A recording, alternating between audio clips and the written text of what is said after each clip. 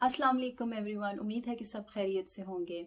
मैं वैसे हमेशा अपने टॉपिक को लेके इतनी एक्साइटेड होती हूँ कि मैं फ़ौरन से बोलना शुरू कर देती हूँ, वीडियो ख़त्म भी कर देती हूँ, और जो सोशल मीडिया की बेसिक्स हैं वो मैं बताती नहीं हूँ। तो आज मैं सोशल मीडिया की बेसिक्स से शुरू करती हूँ। अगर आप वीडियो देख रहे हैं तो please do let me know in comments कि आपका क्या ख्याल है वीडियोज़ के बारे में, आपको पसंद आ रही हैं, नहीं आ रही हैं। लाइक करें, अपने फ्रेंड्स को आगे शेयर करें, कीप द बॉल रोलिंग। क्योंकि जैसे मैं सोशल मीडिया को एक गार्डनिंग की तरह देखती हूँ, आप उसको बागवानी से तशबीह दे सकते हैं, जिसमें आप नया प्लांट लगाते हैं, पौधा लगाते हैं, उसको ऑक्सीजन की ज़रूरत होती है, पानी की ज़रूरत होती है, नरिशिंग एनवायरनमेंट की ज़रूरत होती है। अगर तो फीडबैक मिलता रहे तो इनकरेजिंग होता है, then it's easy to keep going. तो प्लीज़ डू दैट। तो आज हम अपने टॉपिक की तरफ आते हैं। वो टॉपिक है माफ़ करने के बारे में, फॉरगिवनेस। और ये एक ऐसा टॉपिक है कि हर कोई रिलेट कर सकता है, इवन के स्कूल के बच्चे भी कर सकते हैं, क्योंकि उनके भी प्रॉब्लम चल रहे होते हैं अपने क्लासमेट के साथ या स्कूल में। और इसके बारे में काम भी बहुत हो रहा है। इवन पाकिस्तान के भी बहुत सारे मोटिवेशनल स्पीकर हैं, रिलीजियस स्कॉलर्स भी हैं जो कि माफ़ करने के बारे में बात करते हैं। एक चीज़ जो मैंने नोट की है कि माफ़ करने का और फॉरगिवनेस का जो टॉपिक है वो बाला ही बाला तय हो जाता है। मतलब कि सब कुछ बहुत परफेक्टली कवर कर देते हैं। ग्राउंड रियलिटी की बात कम की जाती है और उस पे मॉरल और इस्लामिक फोकस भी ज़्यादा किया जाता है। जैसे कि आपको माफ़ करने वाला बड़ा होता है, माफ़ करने वाले को सवाब मिलता है। और आप होता क्या है कि वो वक्ती तौर पे वो चीज़ें काम कर रही होती हैं आपके लिए। आपने लेक्चर सुना है, किसी का दर्स सुना है, मोटिवेशनल वीडियो देखी है, तो वो मे बी डिपेंड करता है पर्सन टू पर्सन, लेकिन एक हफ्ता काम किया, 2 दिन, उस दिन आपने थोड़ा अच्छा फील किया, फिर वो सारी चीज़ें वापस आ जाती हैं। तो ये मेरी अपनी ऑब्जर्वेशन है, इट्स माई पर्सनल ऑब्जर्वेशन, कि कोई भी आपको प्रैक्टिकल स्टेप्स नहीं देता है। तो मैं 2 चीज़ों के बारे में बात करूँगी। पहला स्टेप जिसके बगैर माफ़ी का सिलसिला शुरू ही नहीं हो सकता वो है हीलिंग। अब कुछ देखिए, मैं यहाँ पे स्पेसिफिक कॉन्टेक्स्ट की बात नहीं कर रही कि जो साइकोथेरेपीज़ होती हैं या जो स्पेशल थेरेपी या कुछ ट्रॉमा के केसेस होते हैं उसमें वो शुरू करते हैं कि आप पहले माफ़ करें, वहाँ से आपकी हीलिंग शुरू होगी। लेकिन मैं अपनी डे टू डे लाइफ की बहुत एवरेज प्रॉब्लम्स की बात कर रही हूँ, जो कि हर घर में होते हैं और हर वर्क प्लेस पे भी होते हैं। आपने कभी नोट किया है कि जो जहाँ पे भी आप काम कर रहे हैं, कहीं टीचिंग कर रहे हैं, ऑफिस में हैं, किसी और जगह काम कर रहे हैं, अगर वहाँ 2 से ज़्यादा लोग काम कर रहे हैं तो एक प्रॉब्लम एक तरह से घर जैसे होते हैं, मैनेज करना पड़ता है आपको। ये उसकी ड्यूटी थी, उसने नहीं किया, ये उसका काम था, वो लेट आ गया, उसने ये किया, उसने ये किया। इसी तरह जॉइंट फैमिली सिस्टम में, ख़ासतौर पे साउथ एशियन, हमारे पाकिस्तान, इंडिया, बांग्लादेश, नेपाल, यहाँ पे जहाँ जहाँ जॉइंट फैमिली सिस्टम है वहाँ पे ये मसले ज़्यादा आते हैं और छोटी छोटी बातों से आते हैं। ये काम उसकी ज़िम्मेदारी था, उसने मेरे बारे में ये कह दिया, कुछ कंपटीशन चल रहा है, और फिर उससे हर बंदे को ये लग रहा होता है कि मैंने उसको माफ़ करना है, मेरे साथ ज़्यादती हुई है। तो दूसरी पार्टी को भी यही लग रहा होता है कि हम विक्टिम हैं। अब माफ़ करने के लिए जो मैं हीलिंग की बात कर रही हूँ वो ये है कि सबसे पहले तो जिस चीज़ की वजह से प्रॉब्लम हो रही है, जो भी मसला है आपका वर्क प्लेस पे है, घर में, उसको इंग्लिश में बहुत अच्छा लफ्ज़ है ट्रिगर्स कहते हैं। अगर तो आप उसी सिचुएशन में रह रहे हैं, वही सर्द जंग है, वही रोज़मर्रा की बातें हैं, जब मसला ही हल नहीं है तो हीलिंग शुरू नहीं हो सकती। आपकी अपनी हीलिंग, पहले तो आपने अपने आप को उस सिचुएशन से निकालना है। जब सिचुएशन है ही सेम, सारी चीज़ें सेम हो रही हैं, तो आप रोज़ माफ़ करते फिरें अपने दिल में, उससे क्या फ़र्क पड़ जाएगा। आप सुबह उठेंगे तो सुबह वही प्रॉब्लम होंगे, फिर से वही सारा कुछ, सारी जो नेगेटिव फीलिंग्स है वो आएंगी। कुछ लोगों को मैंने ये भी कहते सुना है कि हम तो रात को सोने से पहले सबको माफ़ कर देते हैं। आपकी मर्ज़ी है भाई, आपको रात को सोने से पहले करें, भले 5 नमाज़ों के साथ करें, दूसरे दिन वही मसला आएगा, आपकी फीलिंग्स वही होंगी। तो इसका हल क्या है? हल क्या होना चाहिए इसका? हीलिंग तब शुरू होती है, अब मैं ये भी नहीं कह रही कि फ़र्ज़ करें अगर हम जॉइंट फैमिली सिस्टम की बात कर रहे हैं तो सब अलग-अलग हो जाएं, क्योंकि ये ऑप्शन सबके पास नहीं होता। लेकिन आपने मसले का हल निकालना है।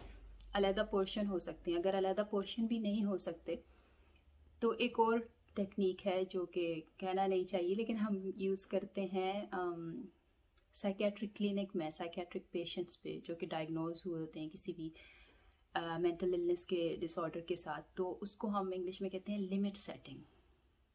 کہ آپ باؤنڈری سیٹ کر دیتے ہیں. فار ایگزامپل اگر میں ایک سائکیٹرک پیشنٹ کا انٹرویو کر رہی ہوں اور میں نے انٹرویو کرنا ہے, ہسٹری لینی ہے, سوال پوچھنے ہیں, اور الٹا وہ مریض مجھ سے پوچھ رہا ہے کہاں, کیا نام ہے, کہاں کی ہو, کدھر سے آئی ہو, کیا کرتی ہو, نمبر دے دو, ایسے, تو اس وقت آپ پیشنٹ کو فوراً بتا دیتے ہیں کہ اس انٹرویو میں سوال میں نے پوچھنے ہیں, آپ نے صرف جواب دینے ہیں. آپ نے ایک لمٹ سیٹ کر دی ہے, آپ نے بتا دیا ہے.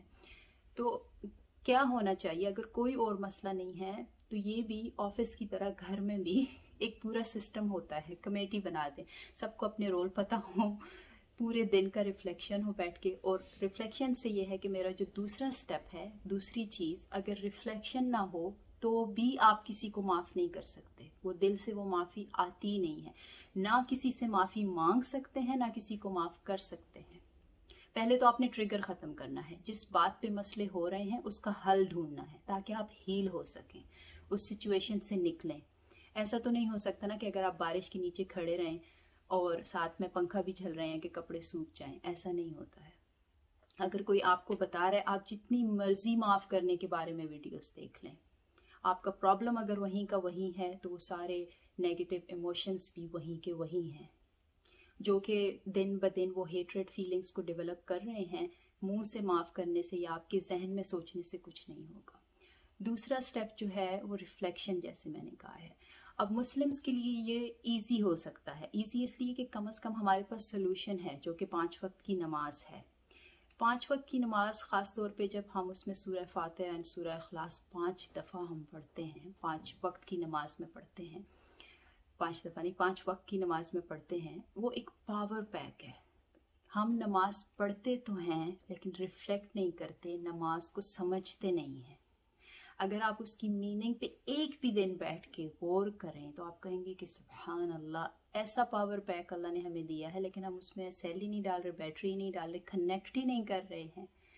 تو وہ دیکھیں ہمیں کتنی دفعہ دن میں ریفلیکشن کی ضرورت ہے, اور ہمارے اوپر تو فرض ہے, کیونکہ وہ آپ کو اپرچونٹی دیتی ہے کہ آپ, جیسے میں نے اپنی ایک پچھلی ویڈیو میں کہا تھا, بگر پکچر کے بارے میں سوچیں, غور کریں.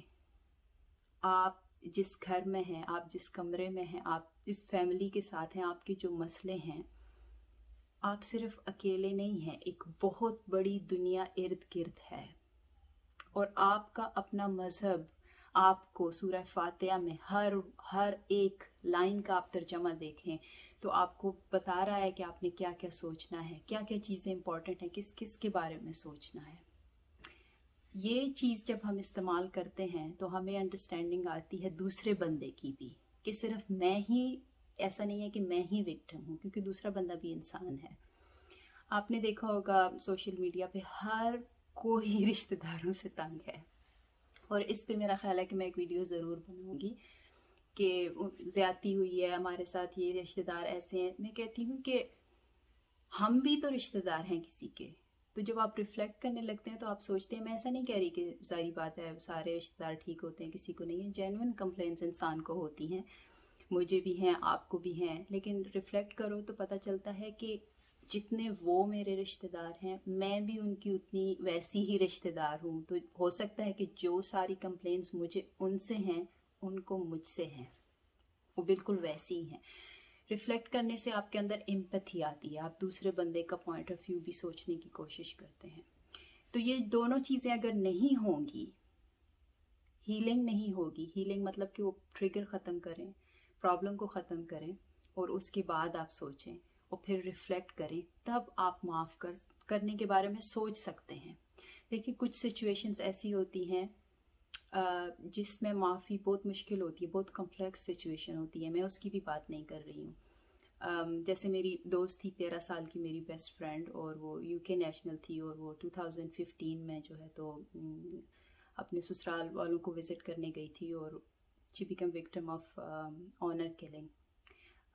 کہتے ہیں کہ اس کے اپنے ہی کزن نے, جو اس کا سابقہ شوہر بھی تھا, اس کو قتل کر دیا اسلام آباد میں. ایسی سچویشن میں اگر میں کبھی اس کے ماں باپ کا سوچتی ہوں تو میں کہتی ہوں کہ وہ ان کے دل سے کبھی معافی نکل سکتی ہے. یا ادھر ابھی جو ہے تو لبنان کی گینگ ہے یہاں پہ آسٹریلیا میں, وہ کب سے ایسا لگتا ہے آسٹریلیا کی پولیس بھی ان کے سامنے بے بس ہے. کئی سالوں سے وہ ایک دوسرے کے بندے مارتے ہیں, وہ ان کا بندہ مارتا ہے, وہ ان کا بندہ مارتا ہے, وہ ان کا بندہ مارتا ہے. تو جو سالوں سے ایک دوسرے کو قتل کر رہے ہیں, وہاں پہ اگر آپ نارمل فارگیونیس کی بات کریں یا کانسیپٹ کو انٹروڈیوس بھی کریں تو وہ تھوڑا کمپلیکس اور مشکل ہوتا ہے اس کے بارے میں بات کریں. لیکن ہم روزمرہ کے مسائل کی بات کر رہے ہیں جو کہ ہر گھر میں ہوں گے, ورک پلیس پہ ہوں گے, اور کچھ سچویشن ایسی بھی ہوتی ہیں کہ آپ ساری زندگی کے لیے آپ کچھ نہیں کر سکتے. اگر آپ نے ڈیسائیڈ کر لیا ہے کہ معافی اب آپ نہیں کر نہ مانگ سکتے نہ دے سکتے ہیں, تو اس سچویشن کو پھر ختم کریں. میں نے یہ بھی بہت زیادہ دیکھا ہے سوشل میڈیا پہ کہ لوگ کہتے ہیں کہ اب حالات اتنے وہ ہو گئے, اتنی باتیں ہو گئی ہیں, معافی شافی تو اب نہیں ہو سکتی, لیکن وہ ایک دوسرے کو پوک بھی کرتے رہتے ہیں.